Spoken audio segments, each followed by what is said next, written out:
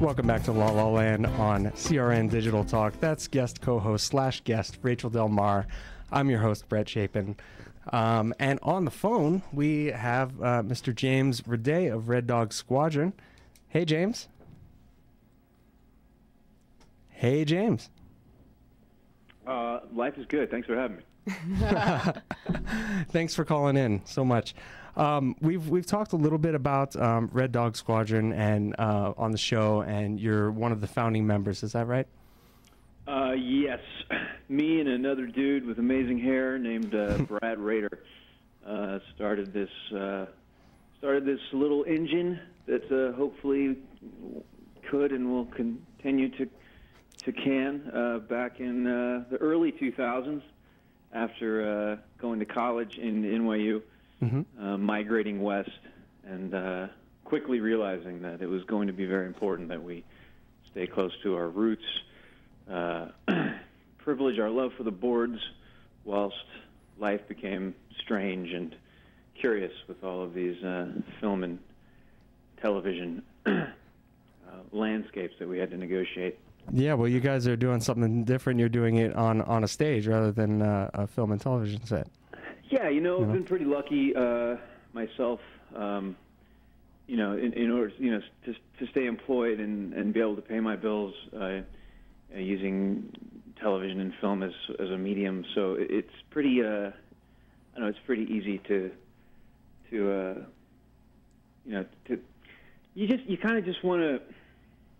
make a movement. You want to remind people that even though we live in an industry town, our actual art form didn't start with a camera, and it's baby steps at a time. But having your own company at least enables you to have a voice, to find people like Rachel, who care enough and who are passionate enough about theater, to choose 99-seat equity productions over, eating and paying their electric bills. It's true. Yes. And it's that. That's what Red Dog was founded on, and that's kind of what keeps our blood going. Excellent. Is there something for you that sets Red Dog apart from maybe other theater ensembles, something that you guys do differently? Well, first, I certainly think there's a lot of really strong ensembles in Los Angeles. Yes. I think you have to know where to look, and you have to be motivated, but there's good stuff going on all over this town. I think we sort of skew towards, development, original material, giving a voice to writers who maybe never had a voice before. Mm-hmm. We tend to not give ourselves deadlines, which is why we've done a lot less shows than other companies that have been around for as long as we have. So we sort of operate under the notion that, until we find something that kind of feels like you can move mountains with, just keep the development process going, do readings, read a lot of stuff, but don't feel obligated to put up something that is less than stellar, because like I said, if you try to change a culture of appreciating theater in a town where it's not as appreciated as it should be, you don't want to falter and put the wrong product on the stage. So absolutely, it's really just about waiting until you feel absolutely certain, and then putting your best foot forward, and that's tricky because we do original material, which means we have to find it, and there's a lot of stuff out there, but not all of it is great, and we don't have a staff of.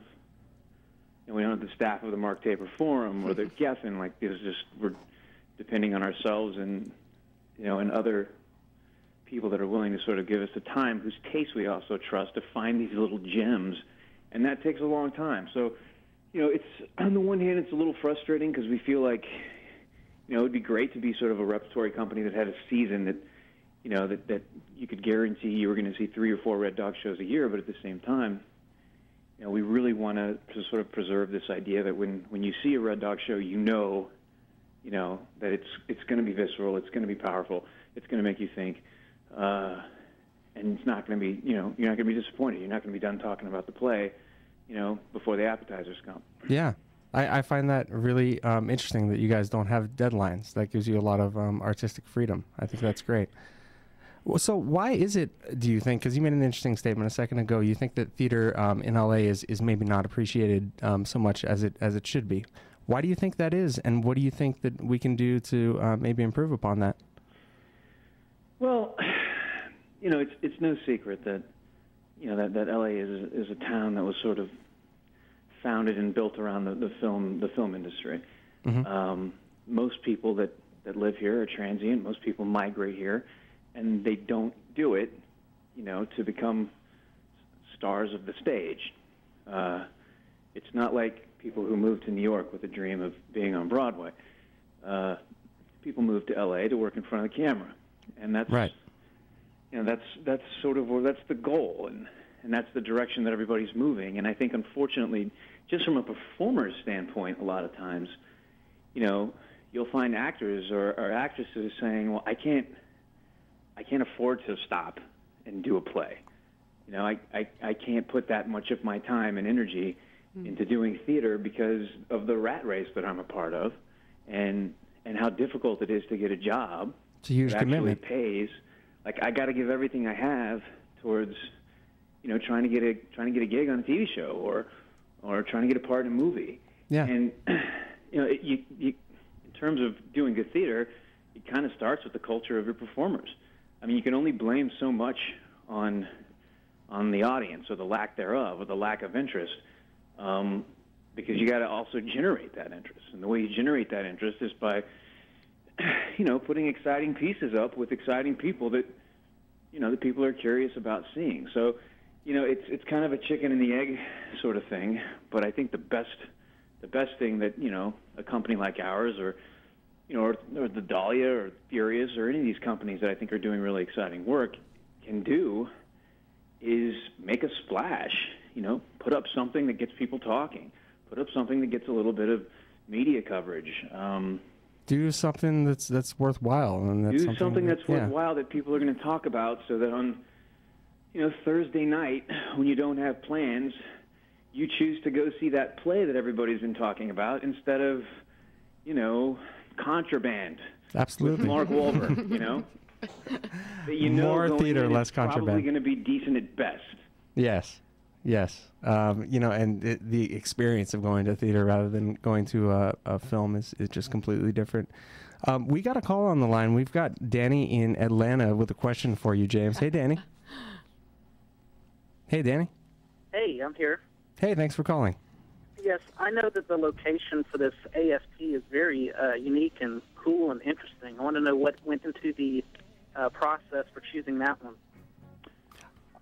Well, it's a good question.